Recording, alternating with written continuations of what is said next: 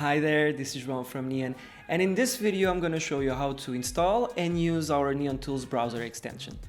So first you need to download the extension. We will leave the respective links to Google Chrome and Mozilla Firefox extensions in the description.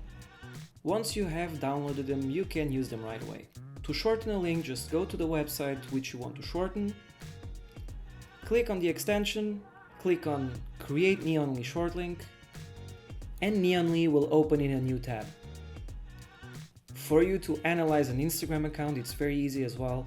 You just have to visit the Instagram profile you want to analyze.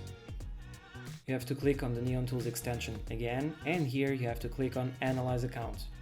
A new tab will open with the Social Audit tool where you can analyze this account. Thank you so much for watching. We hope this was helpful, and if you have any questions, just drop them in the comments below.